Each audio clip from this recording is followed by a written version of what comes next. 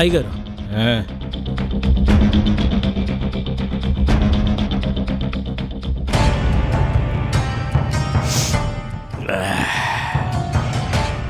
చూసావురా భద్ర, లక్ష్మీదేవి ఎట్టా కలకల్లాడుతూ మన ఇంటికి వచ్చేసిందో. దీన్నే కలిసి వచ్చే కాలం అంటారా?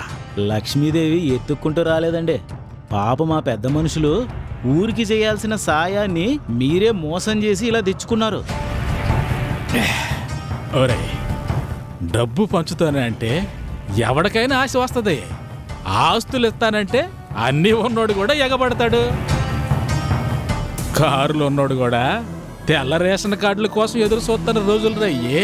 అట్లాంటిది కొత్త పుణ్యానికి ఇస్తానంటే వదిలేయటానికి నేనేమన్నా ఎర్రి ఎంగలపనా? అంతా బాగానే ఉంది అయ్యగారు. చాలా తెలివిగా మా నోళ్ళని ఊరి జనంగా చూపించి ఇవన్నీ మీరు తెచ్చేసుకున్నారు కదా. రేపెప్పుడైనా వాళ్ళకి నిజం తెలిస్తే మీ పరిస్థితి ఏంటి ఓసారి ఆలోచించండి. అంత డబ్బున్నోళ్ళు, ఇంత చేసినోళ్ళు మీరు మోసం చేశారంటే మిమ్మల్ని వదిలేస్తారా? రే, వాళ్ళకి డబ్బు ఎక్కువైపోయిందిరా. పేరు కావాలని కోరిక కూడా ఎక్కువైపోయింది. అందుకే ఇంటి ముందుకొచ్చి 10 మంది దండాలెట్టి 10 సార్లు జైజేలు కొడితే పొంగిపోయారు. కష్టం తీర్చేసామని కరిగిపోయారు. ఆనందంతో మళ్ళీ సిటీకి వెళ్ళిపోతారు.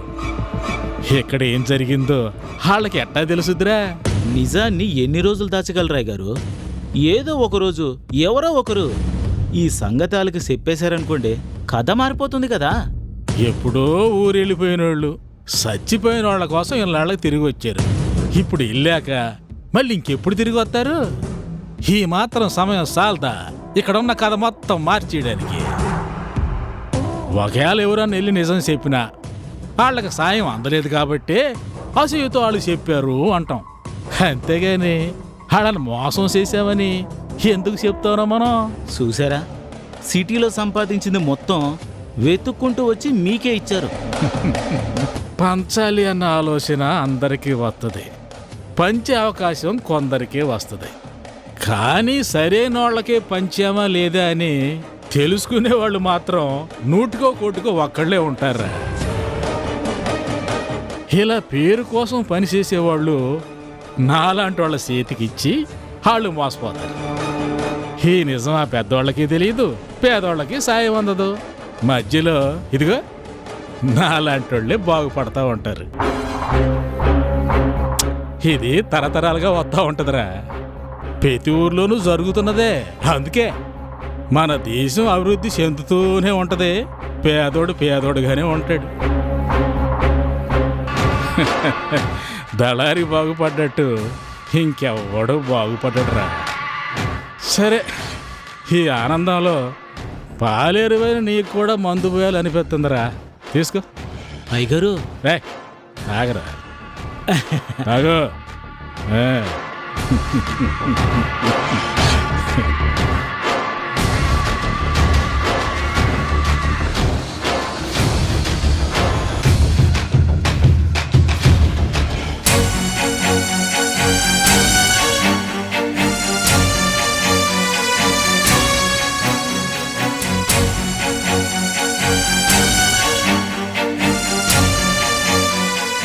అంకుల్ ఈ సమయానికి వచ్చేసేవారు కదా, ఇంకా రాకపోవడం ఏంటి? అంకుల్ ఎక్కడికి వెళ్ళినా తాతయ్యకి తెలుస్తుంది. తాతయ్యకి ఫోన్ చేస్తాను.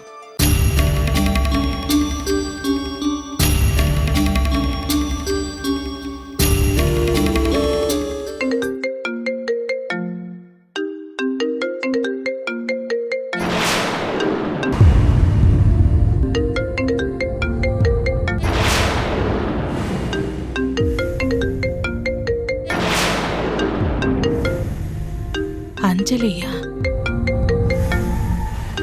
ఎవరి అంజలి? నా ఫోన్ నిన్నెవరు లిఫ్ట్ చేయమన్నారు? మీరు స్నానం చేస్తున్నారు, ఫోన్ రింగ్ అవుతుంది.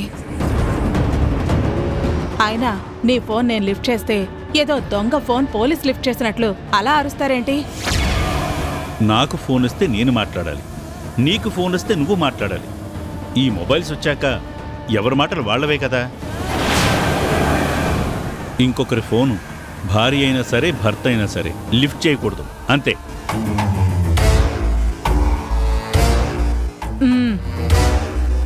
ఏంటి బయటకెళ్ళే మాట్లాడాలా? ఆ సీక్రెట్ ఏంటో నాకు తెలియకూడదా? ఎందుకు తెలియకూడదు? నీకు తెలిసినా నాకొచ్చే నష్టమేమీ లేదు. మరి ఇక్కడే మాట్లాడొచ్చు కదా. ఇక్కడ సిగ్నల్ తక్కువగా ఉంది, మళ్ళీ కాల్ కట్ అవుతుంది. అందుకే బయటికెళ్ళి మాట్లాడతాను. అంజలి అని వచ్చింది, ఎవరా అంజలి? జైల్లో నాకు పరిచయం అయింది. నువ్వు మాట్లాడతానంటే ఇప్పుడే తీసుకో. వద్దు. జైల్లో ఆడవాళ్ల జైలు మగవాళ్ల జైలు అని రెండుంటాయి కదా. మరి మీరున్న జైల్లో ఆడమనిషి ఎలా ఉంది? మీకు ఫోన్ ఎలా వస్తుంది? నీ డౌటు నీ మొహంలాగే ఉంది. జైల్లో నాతో ఒకడుండేవాడు. ఈ అంజలి అతగాడి వైఫ్. ములాఖాత్కు వచ్చినప్పుడు పరిచయం అయింది. అన్నయ్య అని పిలుస్తూ ఉంటుంది. ఏదో సమస్య వచ్చి ఫోన్ చేసి ఉంటుంది. నీకంత అనుమానం ఉంటే నువ్వే మాట్లాడు. ఓ 10,000 20,000 అడుగుతుంది, పంపించు. ఇలా అడ్డమైన వాళ్ళకి దానం చేయడానికి కాదు, ఎన్నో ప్లాన్లు వేసి ఆస్తి కొట్టేయాలనుకుంటుంది. ఆ ఫోన్ ఏదో మీరే మాట్లాడుకోండి. అయ్యా,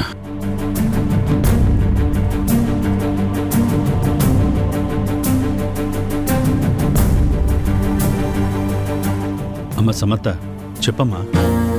చాలా థ్యాంక్స్ తాతయ్య. గ్రానికి ఎక్కడ దొరికిపోతానేమోనని చాలా భయం వేసింది. మీరు భలే కవర్ చేశారు. నా శ్రీమతి సంగతి నాకు తెలుసు కదమ్మా. దానికి డబ్బంటే పిచ్చి. దోచుకోవడానికి ఎంతైనా సిద్ధపడుతుందే తప్ప ఎవరికైనా ఇవ్వాలంటే దానికి మనసు రాదు. అందుకే ఆ వీక్నెస్ మీదే కొట్టాను. సరే కానీ నువ్వెందుకు ఫోన్ చేశావు? అంకుల్ పొద్దుననగా వెళ్లారు తాతయ్య, ఇంకా ఇప్పటి వరకు రాలేదు. ఫోన్ చేస్తే డిస్టర్బ్ అవుతారేమోనని నేనే ఫోన్ చేయలేదు. మీకేమైనా చెప్పారేమోనని మీకు ఫోన్ చేశాను. వాడి సంగతి నీకు తెలిసిందే కదమ్మా. ఫోటోలు తీయడంలో పడితే ప్రపంచాన్నే మర్చిపోతాడు. సమయాన్ని కూడా గుర్తుపెట్టుకోడు. ఎక్కడో ఏదో అందమైన ప్రదేశం కనిపించుంటుంది, అక్కడికి వెళ్ళి ఫోటోలు తీస్తూ ఉంటాడు. వచ్చేస్తాడులే, నువ్వేం టెన్షన్ పడకు. నేను వాడికి ఫోన్ చేసి నీకే విషయం చెప్తానమ్మా. ఉంటాను. అలాగే తాతయ్య.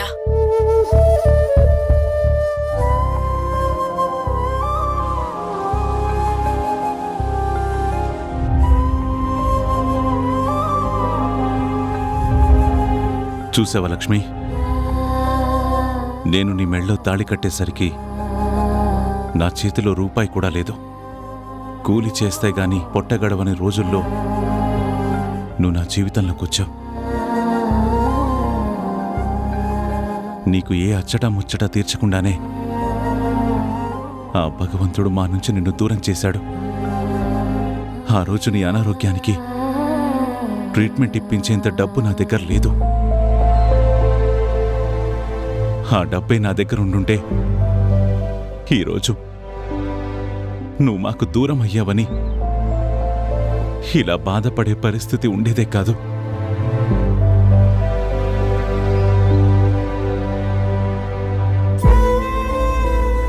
ఏమండి, ఏంటండి ఇది? అక్క సమాధి దగ్గరకొచ్చి బాధపడుతున్నారేంటి? మన రఘు పేరు మీదే కదా మీరు ఎన్నో దానాలు చేశారు.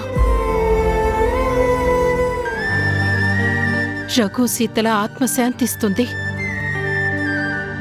తన కొడుకు పేరు ఊర్లో అందరూ చెప్పుకుంటున్నందుకు అక్క ఆత్మ కూడా శాంతిస్తుందండి. అవును శంకర్, లక్ష్మి మనకు దూరం అయి ఎన్నో ఏళ్ళయింది. ఇప్పుడు మాత్రం నా చెల్లెల ఆత్మ పూర్తిగా శాంతిస్తుందని నాకు ఆ నమ్మకం ఉంది. ఎందుకో తెలుసా, నా కొడుకు పేరు మీద నీ కూతురు పేరు మీద నువ్వింత సాయం చేశావు. ఈ ఊరి మంచి కోసం నువ్వెంతో చేశావు. నా చెల్లెల ఆత్మ ఎక్కడున్నా అది చూస్తూనే ఉంటుంది. నిజమేరా, కానీ ఎప్పటికీ నా మనసులో ఒక బాధ ఉండిపోయింది. మనిషికి అనారోగ్యం అన్నది ఒక శాపం కావచ్చు, కానీ మన అనుకున్న వాళ్ళకి అనారోగ్యం వచ్చినప్పుడు ట్రీట్మెంట్ చేయించడానికి కూడా డబ్బులు లేకపోవడం కన్నా బాధాకరమైన విషయం ఇంకొకటి ఉండదురా. ఆ రోజు నా లక్ష్యాన్ని బ్రతికించుకోవడానికి ఏ ప్రయత్నం చేయాలన్నా దానికి డబ్బే కావాలి. ఆ డబ్బే నా దగ్గర లేదు. ఇప్పుడున్న డబ్బు నా దగ్గర ఆ రోజుండుంటే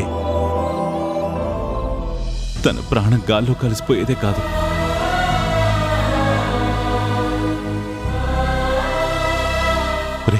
మనిషి కష్టం వస్తే ఎంత నరకంగా ఉంటుందో, సంపద లేకపోవడం ఎంత బాధను మిగులుస్తుందో నేను తెలుసుకున్నానురా. అందుకే లెక్కలేనంత సంపాదించాను, కానీ ఏం లాభం? నా అనుకున్న వాళ్ళని దూరం చేసుకున్నాను. లేదండి, నిత్యం వెలుగుల్ని పంచే ఆ సూర్యచంద్రులకు కూడా అప్పుడప్పుడు గ్రహణం పడుతూ ఉంటుంది. అంత మాత్రాన వాళ్ళు ప్రపంచానికి దూరం అయిపోయినట్టు కాదు, ప్రకృతిని వదిలేసినట్టు కాదు. హ, ఆ వెలుగులు ఎప్పటికీ మన మీదుంటాయి. మీరు కూడా అంతే. ఏవో చిన్న చిన్న కారణాల వల్ల మీరు కొన్నాళ్లపాటు దూరంగా ఉన్నా అందరి గురించి ఆలోచించారు. మరీ ముఖ్యంగా కుటుంబం గురించి ఆలోచించారు. అవునరా శంకర్, ఒక మనిషి ఎదుగుతున్నాడు అంటే తనని పతనం చేయడానికి చుట్టూ చాలామంది చేరతారు. ఒక్కోసారి మనకు తెలియకుండానే మనం వాళ్ళ చేతిలోకి వెళ్ళిపోతాం. నీ జీవితంలో కూడా అదే జరిగింది. ఆ తర్వాత అయిన వాళ్ళెవరో కాని వాళ్ళెవరో నువ్వే తెలుసుకున్నావు. ఇప్పుడు జరిగిపోయిన దాని గురించి ఆలోచించి ఏమీ చేయలేకపోయానని నువ్వు బాధపడుతావు. ఈరోజు చేతి నిండా డబ్బుంది, అందుకే ఎవరికి ఏ కష్టం రాకూడదనే కదా ఇప్పుడు ఇదంతా చేశాం. లక్ష్మి కూడా ఇది చూసి సంతోషిస్తుంది. నువ్వేం దిగులు పడకరా. లేదురా, ఇంకా చేయాలి. ఇంకా ఇంకా చేస్తూనే ఉండాలి. వైద్యం అందక ఇంకే ఒక్క ప్రాణం కూడా పోకూడదు. అందుకే ఈ ఊరికొక హాస్పిటల్ కూడా కట్టిద్దాం. ఎవరికి ఎంత ప్రాణాంతక వ్యాధి వచ్చినా సరే, దానికి ఎంత ఖర్చైనా సరే, అది మనం బాధ్యతగా తీసుకుందాం. ప్రాణాన్ని నిలబెడదాం. కనీసం అలాగైనా లక్ష్మి ఆత్మ ఎప్పటికీ ప్రశాంతంగా ఉంటుంది. మనం సంపాదించిన సంపదకి ఒక సార్థకత ఏర్పడుతుంది. ఏమంటావురా? లక్ష్మి ఎప్పటికీ దూరం కాదురా. నీ నిర్ణయాన్ని ఈ సూర్యం ఎప్పటికీ కాదనడం. నువ్వు ఏదనుకున్నావో అది కలిసే చేద్దాం. ఎంత కష్టమైనా చేద్దాం.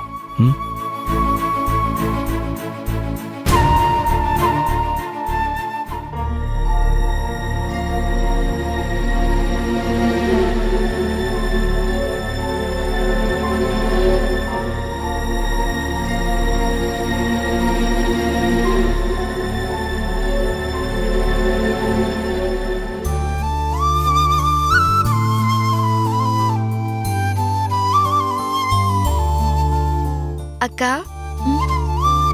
ఏదో మాట్లాడాలి అని రమ్మన్నావు. ఏంటక్క? అమ్మ వర్ష, అసలు నీ జీవితంలో ఏం జరుగుతుందో కూడా నాకు అర్థం కావడం లేదు.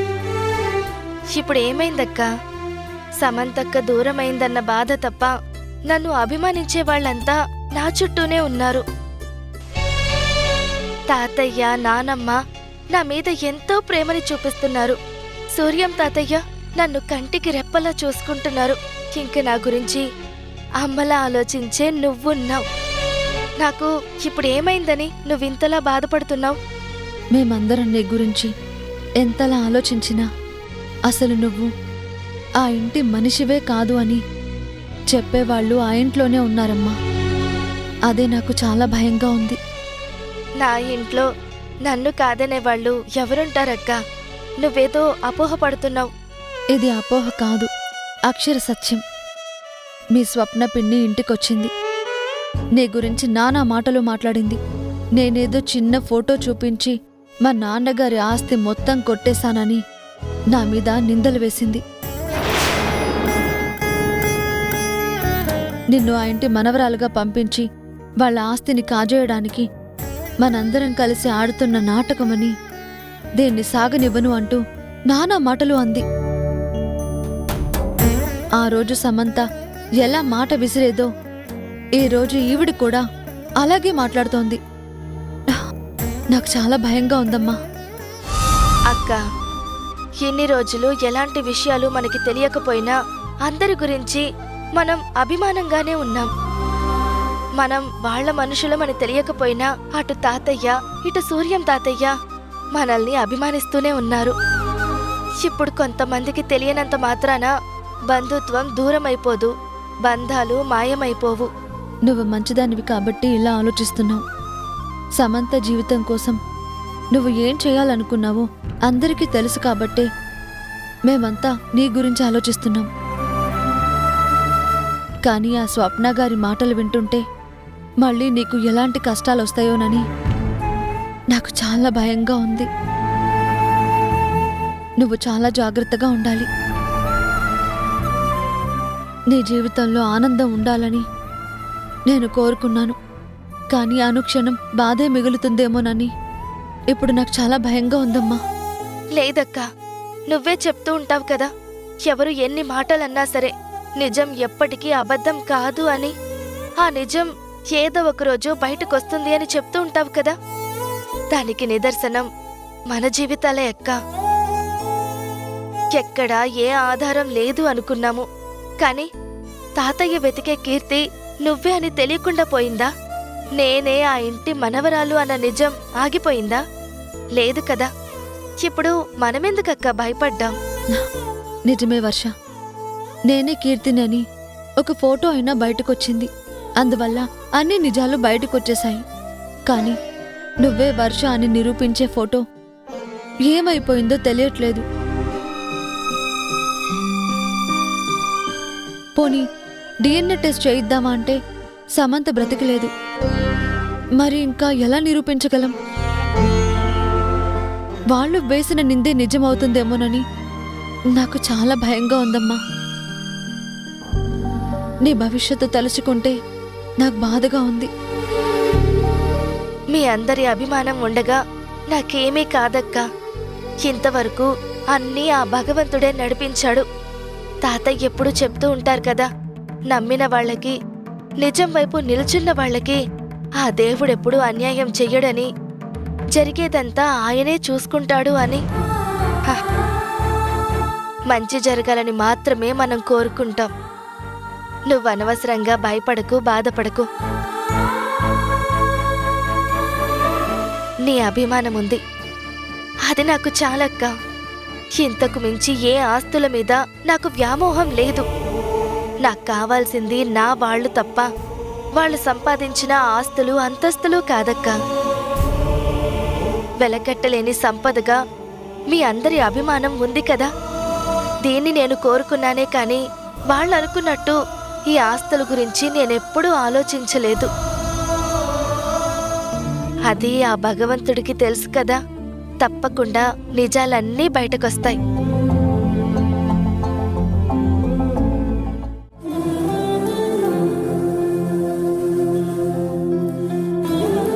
అవును, అంకుల్ పొద్దుననగా వెళ్లారు, ఇంకా రాలేదేంటి? ఈ పాటికొచ్చేయాలి కదా. ఎక్కడున్నారో ఏంటో.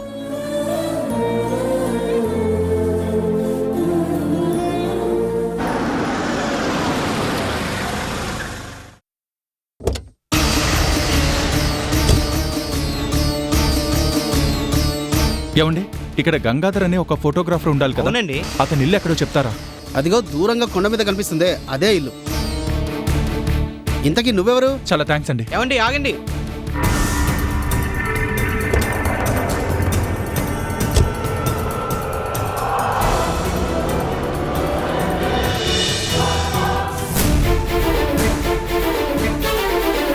పాపం వెళ్ళకి తెలియదు కదా అతనికి హార్ట్ అటాక్ వచ్చి హాస్పిటల్లో ఉన్నారని.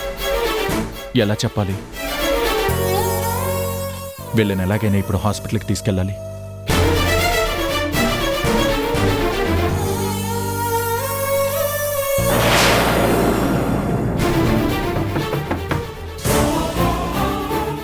అదిగో వచ్చేసినట్టున్నారు.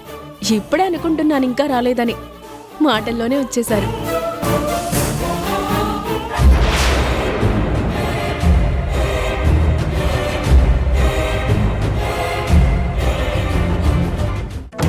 హలో, ఇంట్లో ఎవరైనా ఉన్నారా?